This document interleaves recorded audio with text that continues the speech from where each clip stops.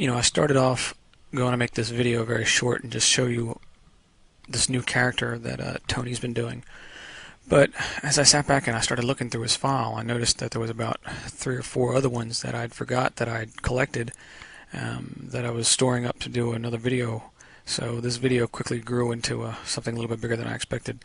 Before I get into the new stuff, I wanted to review some of the other characters that he's played if you haven't seen my other videos, so it will bring everybody up to speed with who we're talking about and how he actually is really gifted at what he does.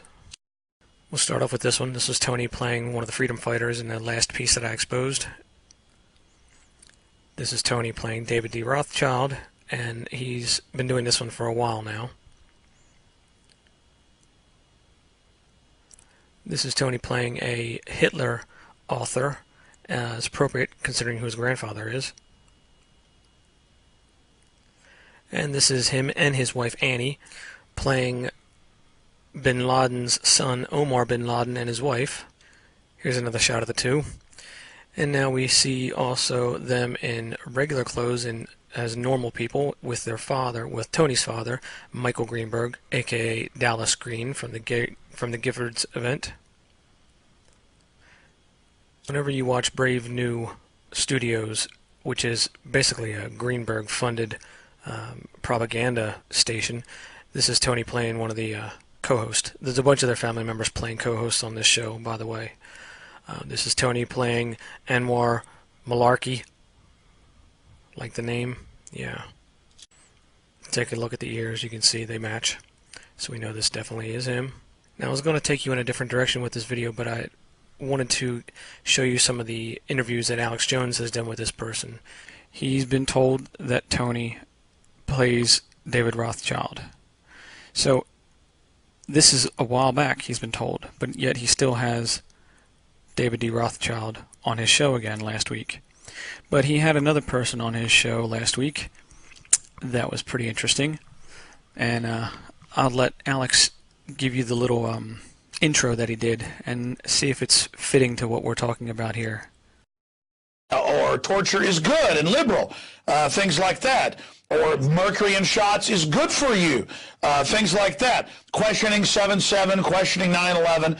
But then I saw this gentleman on the BBC. He seemed to be one of the most well-spoken and friendly fellows.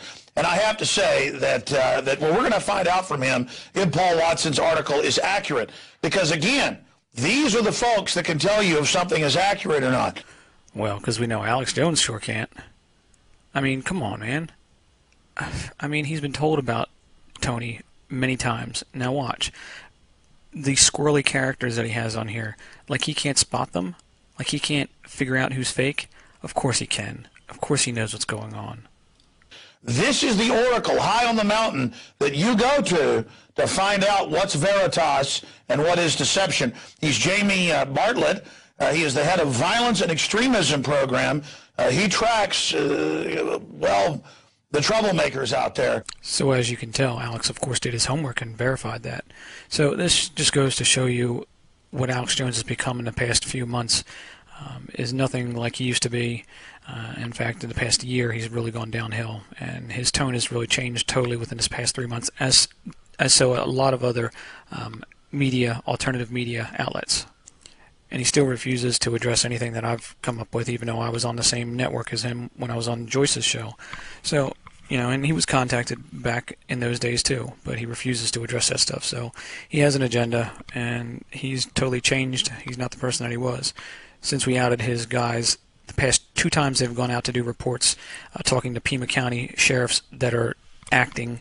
I mean, the one was Bradley Manning's father as the actor. Unbelievable. And so we're honored to have him join us. From England, Airstrip 1, where are you over there? I'm over in East London here. Actually, Alex, I'm in the room right next to you. Well, it's good to talk to you. I'm sure you can try to do an anthropology study for the Hive Borg to teach us. No, I'm going to stop being mean. What is your organization really about? Common purpose, all those folks trying to teach the school children about the evil internet? Paul Joseph Watson's article was a ridiculous, I think intentional misunderstanding of what we said. No, what's actually ridiculous is the fact that Alex Jones would have Tony on again, even though he's in costume. I mean, this is just ludicrous. Now, here's another Tony appearance on Alex Jones that you might remember. He also did RT that day too, and just the name is just they're funny. He can't pass up an opportunity to play a game with the words. You're watching an Infowars.com special report. We're about to interview a very interesting gentleman. He's a journalist. He's an author. He's also an extreme traveler. He interviewed the head of the Northern Alliance just weeks before he was killed. He was inside Afghanistan right before 9/11. He is journalist Pepe Escobar, and his book, Globalism, How the Globalized World is Dissolving into Liquid War, is an absolute must-read. That name just cracks me up.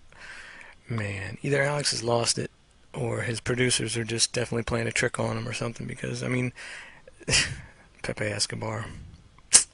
Yeah, wait till you see the next ones coming up. They're even funnier. Pepe, thank you so much for joining us. Great talking to you, Alex.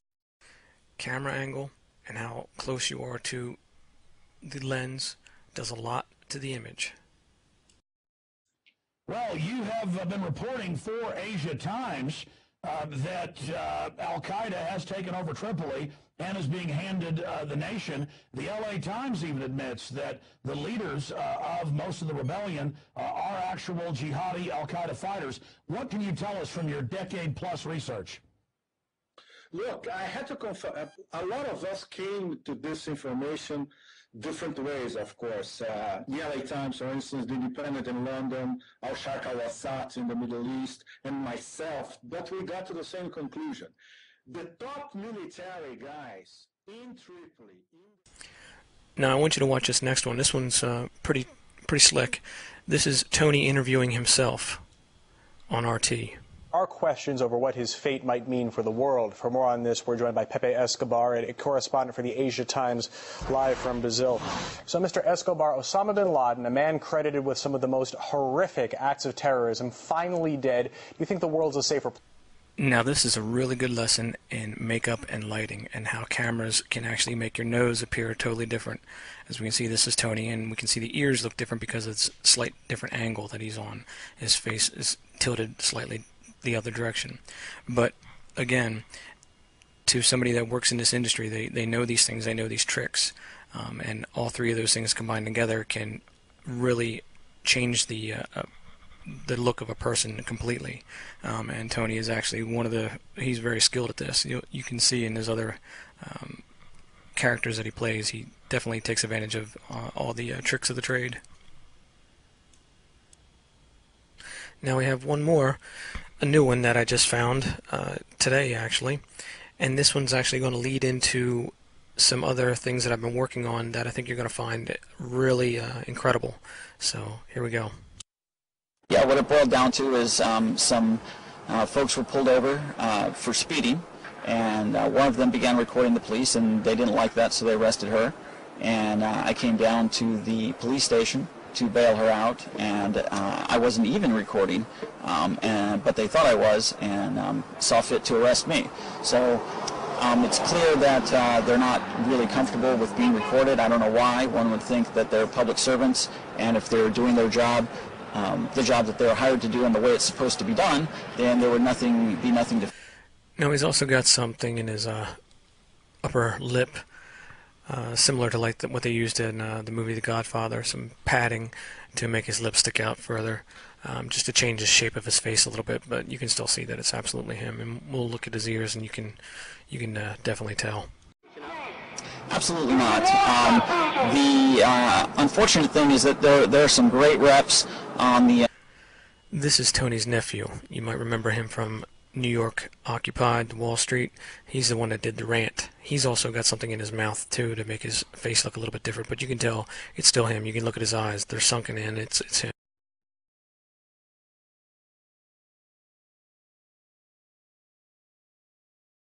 But unfortunately, the camera doesn't actually get in close on this guy because they know we're watching.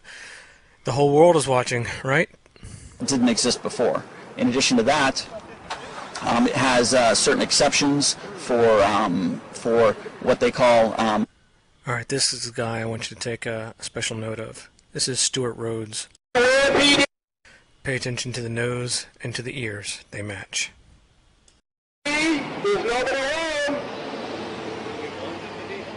Yeah. You'd like them maybe to, respond to the public? Take some accountability. Tough to do when they run away.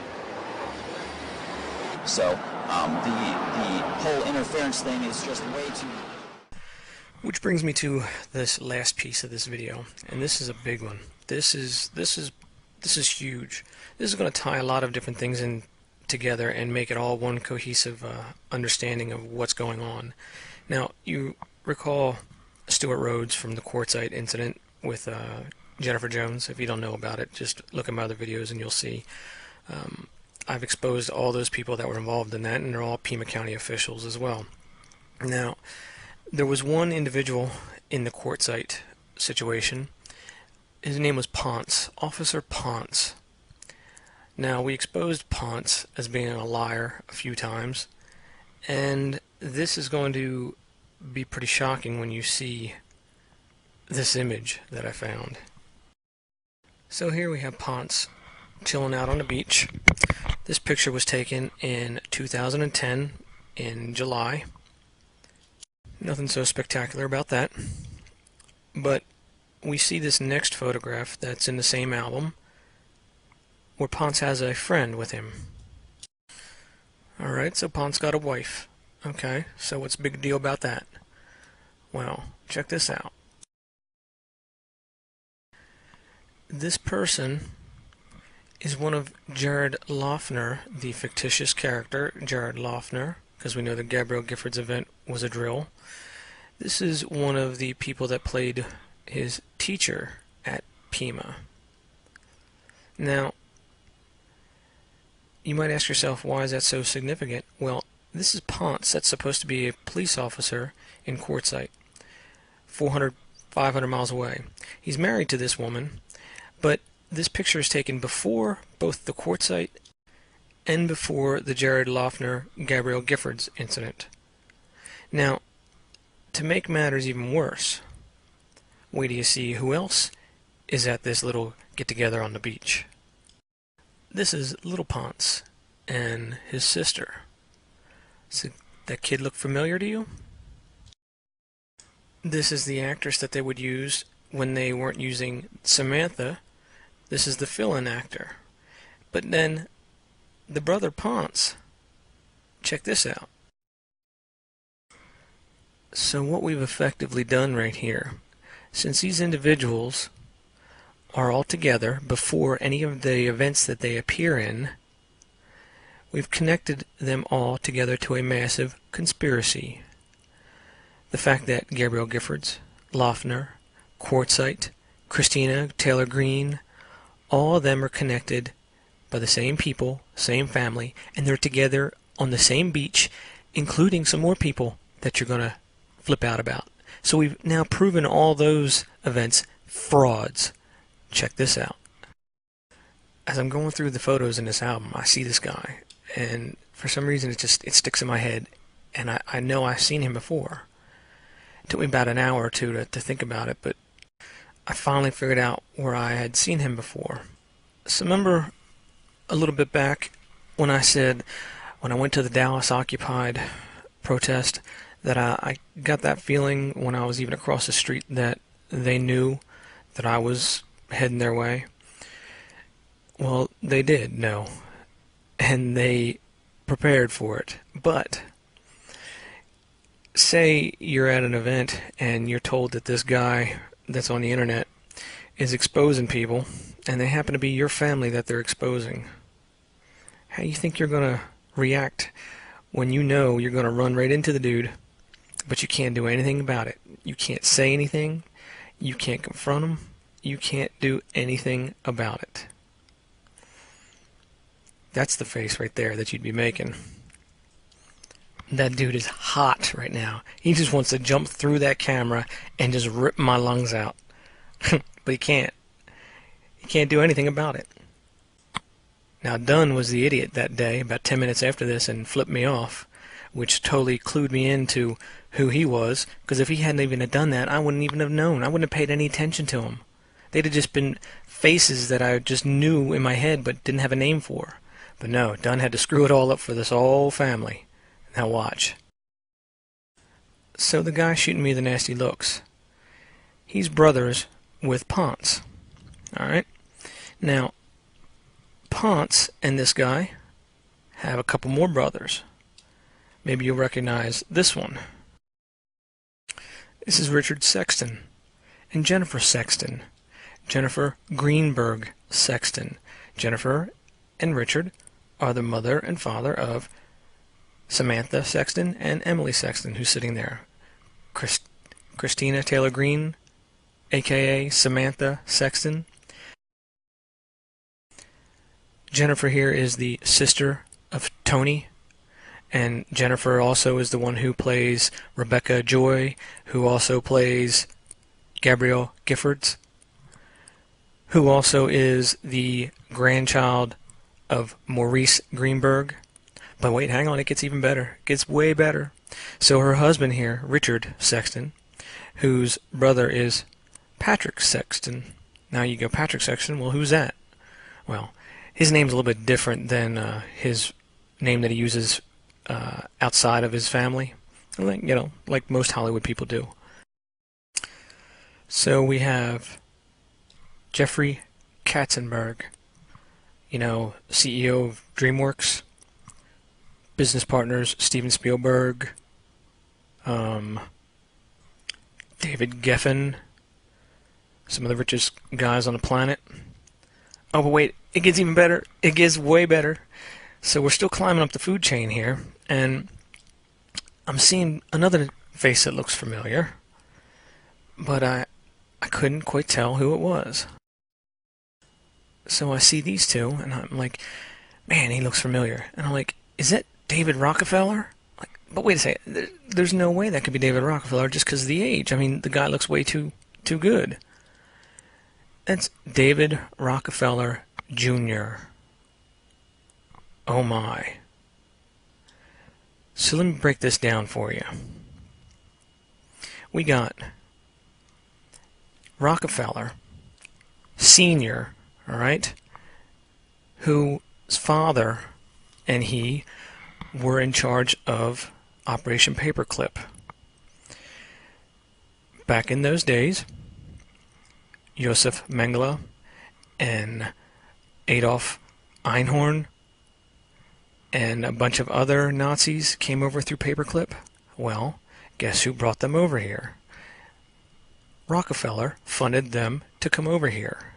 So now when these two guys get over here from Auschwitz, they are given new identities. We see the paperwork here for Maurice, and we can also see that that paperwork is forged and faked. It's not correct. And I can go into this in more detail in another video. As you'll see, the signatures on here have been photocopied or have been photoshopped later on. These documents are not authentic. So now we have two war criminals over here that Rockefeller Sr. has taken a liking to.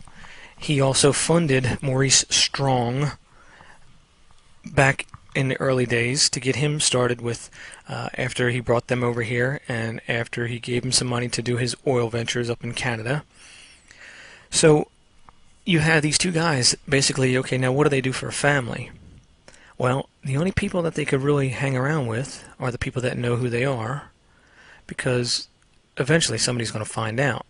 So you have to stick around with the people that are close to you. So Rockefeller Jr. here comes along, and of course the family members and everybody starts to mingle together. So you got Rockefeller, who also had Abby. Abby on the other side was an Aldrich. That family is the one that mingled with the Strong family.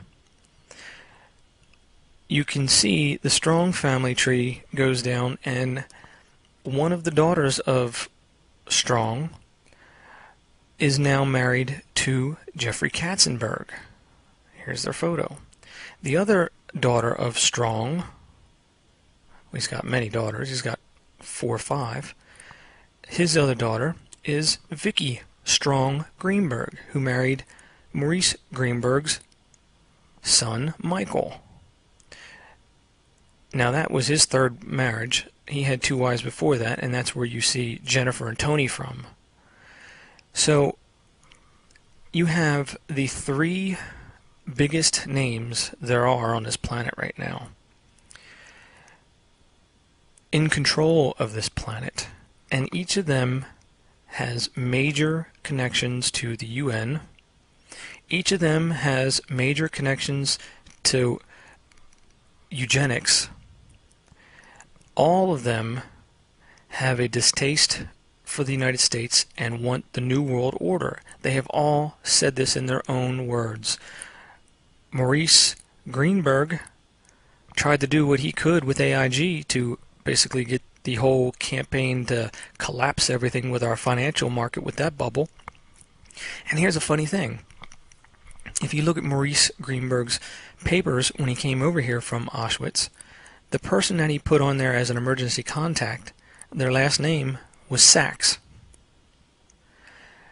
So you can see this massive conspiracy that has just been unraveled here with this whole photo album that I found. It puts all the key players in place. It connects every single one of them, and guess where, of course, they all live, out in Phoenix and Tucson.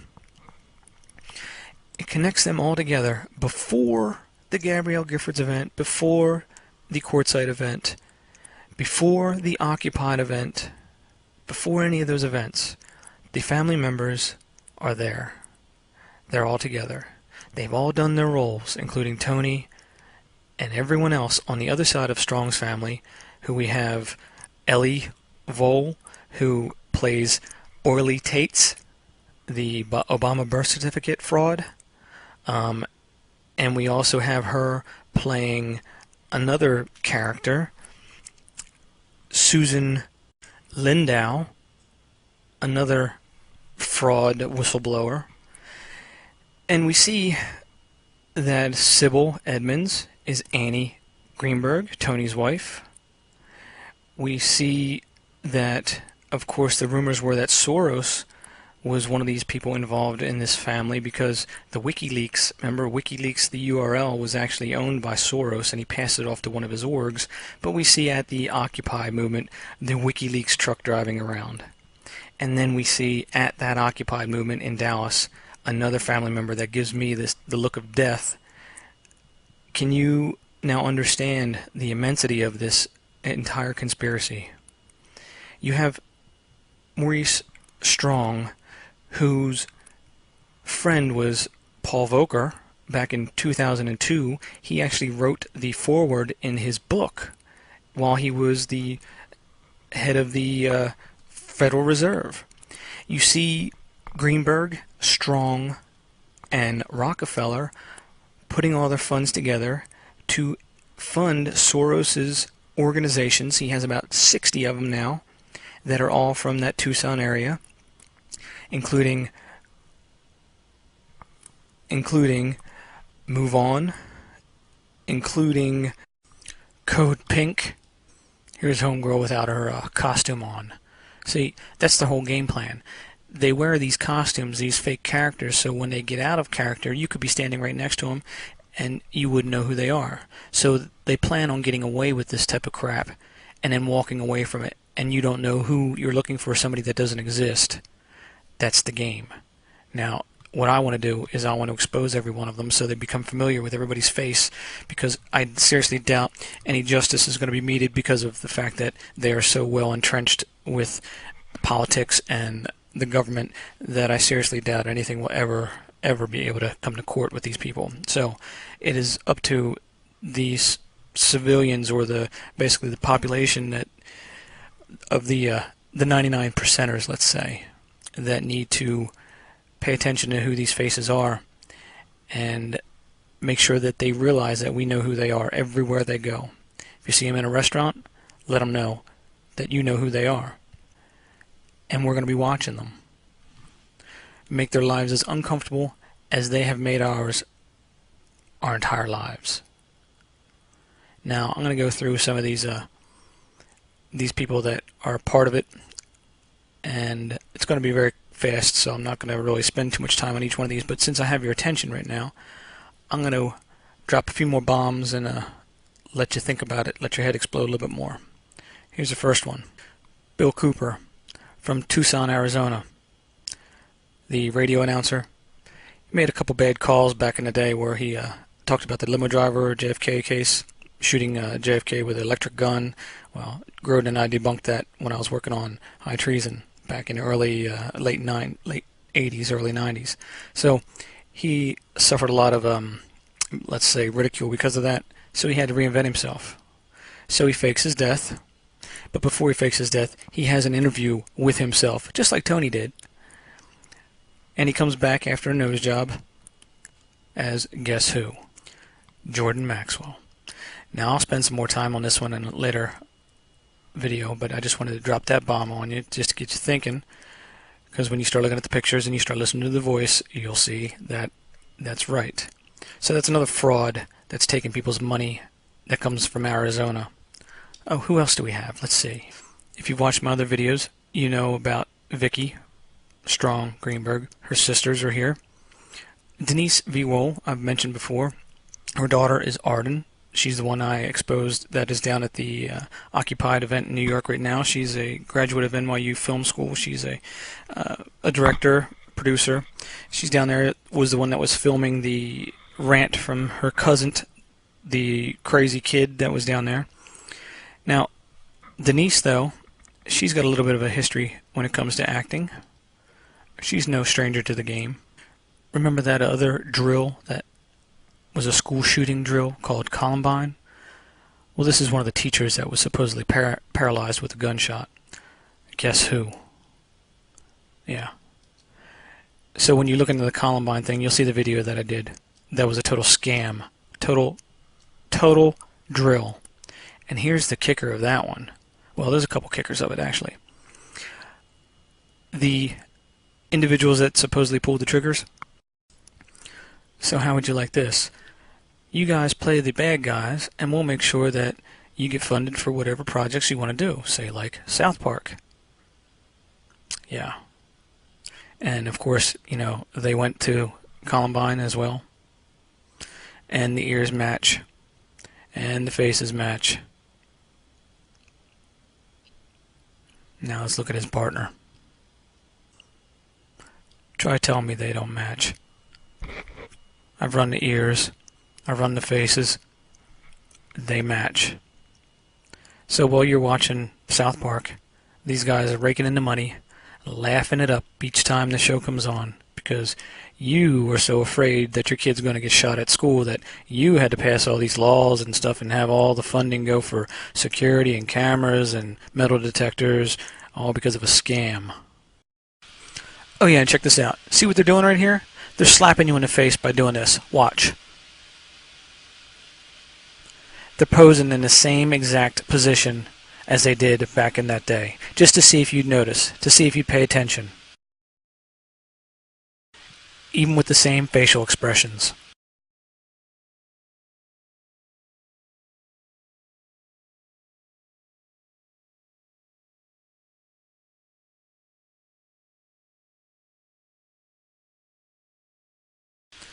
And for those of you that still deny the fact that Ryan Dunn is Jesse LaGreca, there's the ears. Just take a look at them.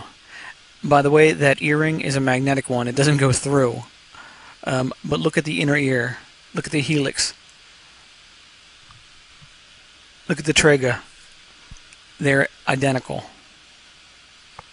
And if somebody wants, they can do a voice print on them, and you'll see that they do match as well. They didn't even bother changing his voice because they figured that nobody'd even be thinking about it. So, to sum this all up, basically for the past 100 or so years, the Rockefellers and all these other rich families that we've always thought were problems, except we didn't really see the Greenbergs as any problem in there, except for the fact that they were associated with, you know, AIG and trying to take us down that way.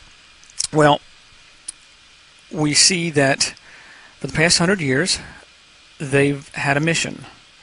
And that mission is to set the financial structure in place, to collapse this current structure, to get the European structure the same way, and then to blend it together in the next, well, I don't know, maybe 10 years or so, the New World Order. Now, the fact that 100 years goes by and they're working their hardest, everybody in the whole family's working, trying to deceive the public, doing a good job, and then next thing you know, here I come along. And I throw a big old wrench inside that gearbox.